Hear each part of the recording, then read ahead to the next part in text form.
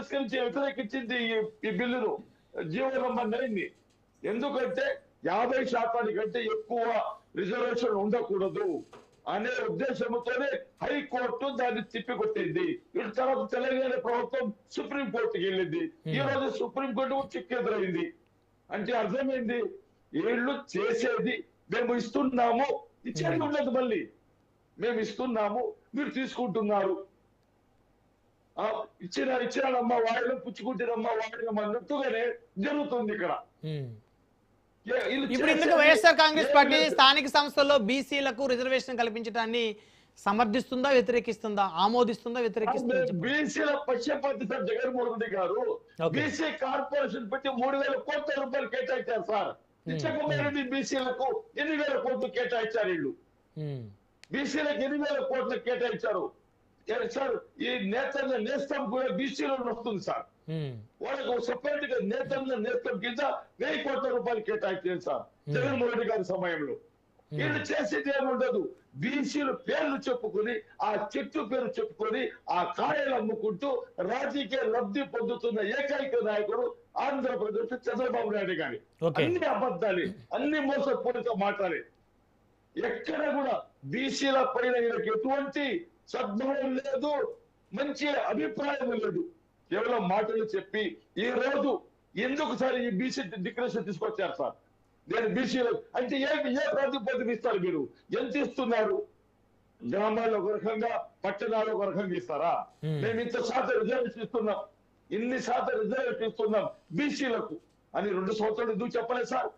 రేపు ఎన్నికలు వస్తుంటే చెప్పేస్తారా? మున్సిపల్ ఎన్నికలు, కార్పొరేషన్ ఎన్నికలు, పంచాయతీ ఎలక్షన్, జెడ్పీటీసీ ఎలక్షన్ వస్తే ఇప్పుడు మీకు బీసీలు గుర్తొచ్చారా? మీ బీసీల సీట్లు ఇస్తామని.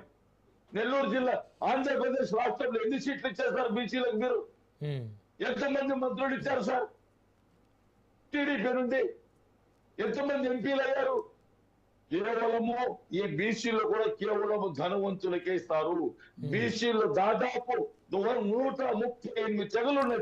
ఇప్పుడు మీరు బీసీలకి ఎక్కువ సీట్లు ఇచ్చాము, రాజ్యసభ ఇచ్చాము, ఎమ్మెల్సీ ఇచ్చామని చెప్తారు. మరి బీసీలు మీకు ఎందుకు ఓట్లే లేదు? మీ వెంట వారు ఎందుకు నడవలేదు? మీ వెంట నడిస్తే 11 స్థానాలు వచ్చాయి కాదు కదా అని అడిగితే మా వెంట అన్ని నడిచారు సార్.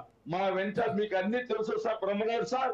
నాకేం తెలుసు? ఈ ప్రభుత్వం ఈవీఎంల ప్రభుత్వము, ఈవీఎంలు గెలిచిన ప్రభుత్వము.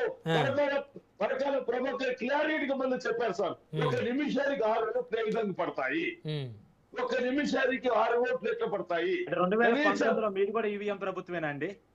లేదు సార్, లేదు. ఆ రోజు క్లియర్ 2019లో మీరు కూడా ఈవీఎం ప్రభుత్వమేనా? ఆ రోజు కార్తీక్ గారు, ఒక నిమిషం కార్తీక్ గారు, ఆ రోజు ఎక్కడ కూడా రాత్రి 2 గంటల వరకు 11 నుంచి 2 గంటల వరకు దాదాపు 17-18 లక్షల ఓట్లు ఎక్కడ పడతాయి సార్?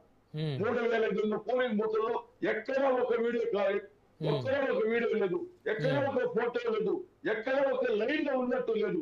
అందరినీ కొనేసి ఒక ప్లాన్ ప్రకారంగా వీళ్ళు ఎన్నికల కమిషన్ టీడీపీ తొత్తుగా పనిచేసింది.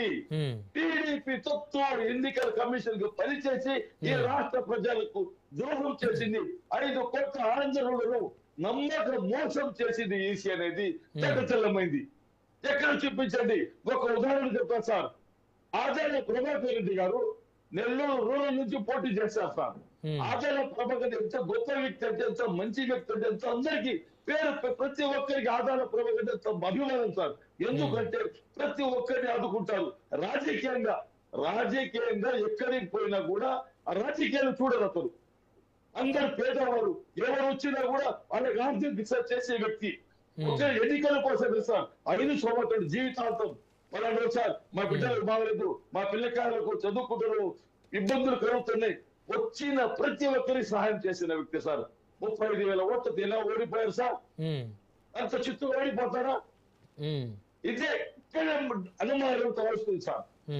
ఎక్కడ పోటీ చేసే తెలుగుదేశం అభ్యర్థి అందరూ గెలుస్తారో లేదు అతనికి అనుమానం ఉన్నది. అటువంటి చోట 35,000 ఓట్లు ఆదాయ ప్రభాకర్ రెడ్డి గారు ఎలా ఓడిపోయారు సార్? ప్రజల మన్నన పొందిన వ్యక్తి, ప్రజల మన్నన పొందిన వ్యక్తి ఎలా ఓడిపోయాడు? ఇదే విధంగా ఆత్మకూరు, ఉదయగిరి, సర్వేపల్లి ఈ నియోజకవర్గాల్లో ఓడిపోయారంటే విచిత్రంగా సార్. అక్కడ క్యాండిడేట్ వాడు గెలుస్తారు, వాళ్ళకి నమ్మకం లేదు. అంటే ఈ రోజు ఈ విధంగా ఈ పరిస్థితులు ఉన్నాయి కాబట్టి మాకు 11 సీట్లు అంటున్నారు. మాకు 40% వచ్చాయి సార్. ఇంకొక ముఖ్యమైన విషయం ఏంటంటే సార్, బ్రహ్మనాయుడు సార్, మాకు వైఎస్ఆర్ సిపికి 1,32,00,000 ఓట్లు వచ్చాయి సార్. తెలుగుదేశానికి వచ్చింది 1,52,00,000 సార్. కేవలం 20 లక్షల ఓట్లు మాత్రమే తేడా. జనసేనకు వచ్చింది ఎన్ని సార్? 23 లక్షల ఓట్లు మాత్రమే. కేవలం 23 లక్షల అంటే 23 లక్షలు అంటే మీకు చిన్న సంఖ్యలాగా ఉంది, కేవలం అంటున్నారు. అవును సార్, 1,32,00,000 ఎక్కడ? 32 కేవలం 23 లక్షలు ఎక్కడ? ఇప్పుడు మొయినుద్దీన్ గారు చెప్పేదేనండి, 6 సబ్జెక్టులు ఉంటాయి. 5 సబ్జెక్టులకి ఒక క్లాసులో 6 సబ్జెక్టులు ఉంటాయి. 5 సబ్జెక్టులకి 100 వచ్చేసాయి. కానీ ఒక సబ్జెక్టులో మాత్రం పాస్ మార్క్ 35 అయితే 34 వచ్చాయి. ఫెయిలే కదా సార్? ఫెయిలే కాదని దానికి చెప్పలేదు సార్. ఇక్కడ ఎందుకు జరిగింది? ఇక్కడ దగ్గర మోసం